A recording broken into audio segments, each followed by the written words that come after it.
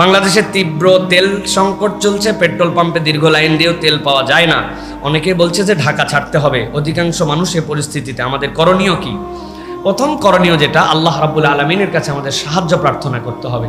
আল্লাহ রাব্বুল আলামিনের সাহায্য ছাড়া আমরা কখনোই টিকে থাকতে পারবো না। বান্দা যত পরিকল্পনাই করুক, কিন্তু পরিকল্পনার একজন উপরে আছেন, ফাআলুল লিমা ইউরিদ, তিনি যা ইচ্ছা করেন তাই হয়। সুতরাং আল্লাহর প্রতি প্রথমে ভরসা করতে হবে, সাহায্য কামনা করতে হবে।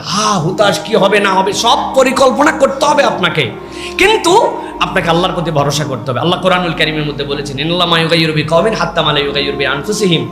মানুষ যতক্ষণ পর্যন্ত নিজের ভাগ্য ত্বরান্বিত করার জন্য তার পাকে সামনে না নেয়, আল্লাহ রাব্বুল আলামিন তার ভাগ্য পরিবর্তন করে না। এখন আমরা কোনো পরিকল্পনা করব না, কিছু করব না, আমরা শুধুমাত্র ফাপড়বাজি করব, তাহলে তো আমাদের জন্য বিপদ বাড়বে প্রিয় ভাইয়েরা। সুতরাং আমাদেরকে আল্লাহর প্রতি সাহায্য কামনা করে আমাদের পরিকল্পনা নিতে হবে। হ্যাঁ, ঢাকা ছেড়ে চলে যেতে হবে, যদি যেতে হয় তাহলে যেতে হবে। আচ্ছা বলেন তো ভাই, ঢাকা ছেড়ে আপনি যেখানে যাবেন কেন যাবেন? বিশ্লেষণ করছেন? দুইটা কারণে যাবেন, দুইটা কারণ। একটা, পানি পাবেন না, আর 2 নম্বর হচ্ছে রান্না করার আসবাব পাবেন না। এই 2 কারণ ছাড়া আপনি ঢাকা ত্যাগ করতেন না। গ্রামে গেলে কি হবে? আর গ্রামে আপনি, আপনার বাড়ি 10 তলায়, বা ফ্ল্যাটটা 12 তলায়, আপনি 10 তলায় পানি কি দিয়ে তুলবেন? আপনি কি একবার কল্পনা করছেন যে আধুনিক হয়ে আমরা কমোড, নর্মাল বাথরুমটা একবারে বাদ দিয়ে দিছি, একজন বাথরুমটা সাইরে ফ্ল্যাশে চাপ দিয়ে দেখি পানি নাই, আপনি এরপরে বাথরুম করতে গেলে কেমন হবে? খেলা কিরকম জমবে বুঝছেন? প্রত্যেকটা ঘর এক একটা করে গুয়ের আস্তা বর হয়ে যাবে, কিন্তু পানি থাকবে না। তাহলে এই পানি যদি না থাকে আপনি কি করবেন? নিচ থেকে খাবার পানি ধোয়ায় আনতে পারেন, কিন্তু হাগার পানি বড় মুসিবত, হাসির বিষয় নয়। আর 2 নম্বর, রান্না বলতেছেন গ্যাস নাই, তাই কি চলবে? আমাদের হচ্ছে ইন্ডাকশন চলবে, আমাদের কারেন্টের চুলা। জি না ভাই, কারেন্ট যদি না থাকে আপনি করতে কি জ্বলাবেন? এই জন্য আপনাকে গ্রামে চলে যেতে হতে পারে। তবে আমাদের একবার গ্রামে আবার যাওয়া দরকার, 10-15 দিনের জন্য হলেও ঢাকাবাসীকে একটু যাওয়া দরকার। কারণ আমরা গ্রাম থেকে ডিট্রাস্ট হয়ে গেছি। তাদের কি কষ্ট, তাদের কি অনুভব, এটা আমাদের অনেকের মধ্যেই নাই।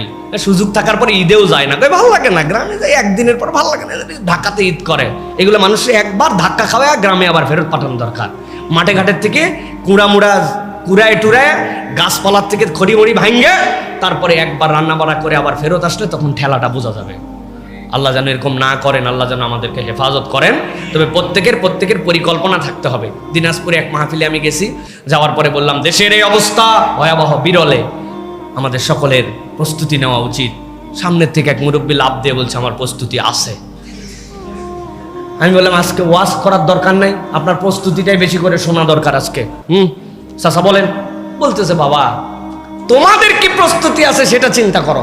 বললাম, কেন? বলতেছে, তোমাদের পানি না থাকলে আর কারেন্ট না থাকলে তোমরা খাবে কি আর জ্বালাবে কি? গ্যাস ম্যাস কোনো কাম করবে না তখন। বলে আপনার? বলে আমি কিছু লবণ কিনে রাখছি।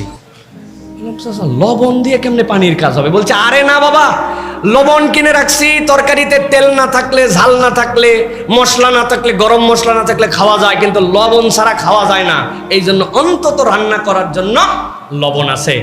আর বাবা মাঠে ঘাটে ঘোরাফেরা করে খড়ি মরি এই সেই উমুক তুমুক কাঠ মাঠ এগুলো সব জোগাড় করা যায় রান্না করার জন্য কোনো রকম। আর আমার বাড়িতে অন্তত 3-4 মাসের চাল আছে, আর কিছু আলু আছে, আমি তো পার হয়ে যাব, কিন্তু তোমরা যারা ঢাকায় আছো কেমনে পার হবে?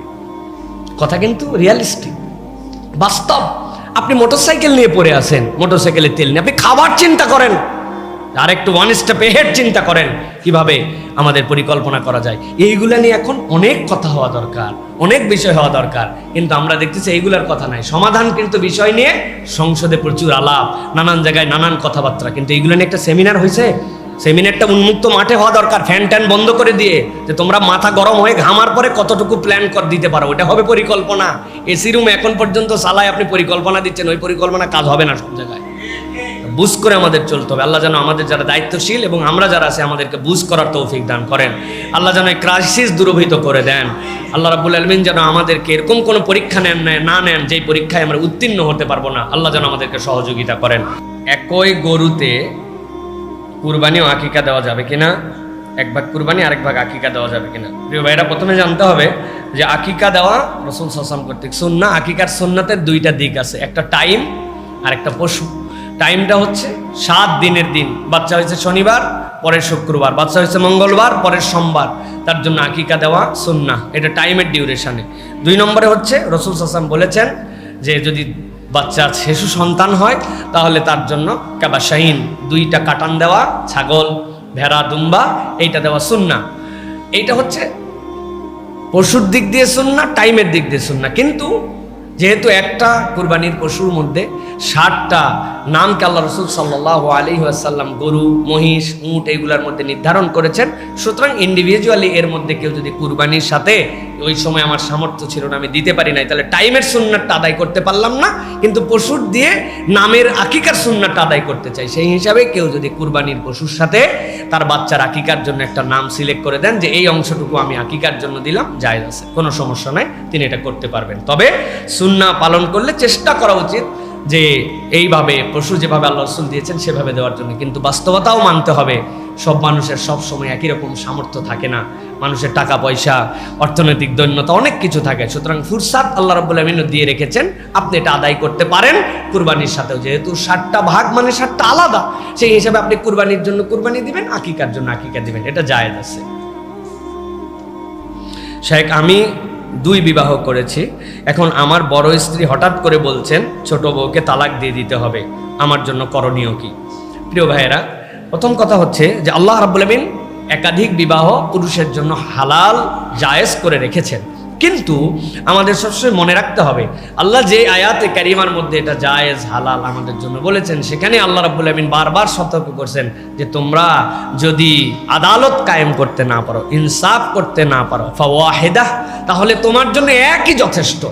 তাহলে আমার ইনসাফ, আদালত এটা কায়েম করার পরে আমি যদি মনে করি যে আমার প্রয়োজন আছে, তাহলে আমি একাধিক বিবাহ করতে পারবো, এটাকে অবৈধ মনে করা, নাজায়েজ মনে করা কোনো কারণ নাই।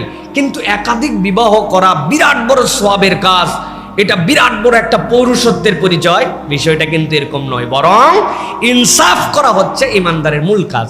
এখন আপনি যদি বিবাহ করে ফেলেন, সেই ক্ষেত্রে তার যদি কোনো বাধা না থাকে, এখন হঠাৎ করে বলতেছেন তাকে আপনি তালাক দিয়ে দিতে হবে, বড় বউয়ের কথায় আপনি বিয়েও করেন নাই, বড় বউয়ের কথায় আপনি তালাকও দিতে পারবেন না।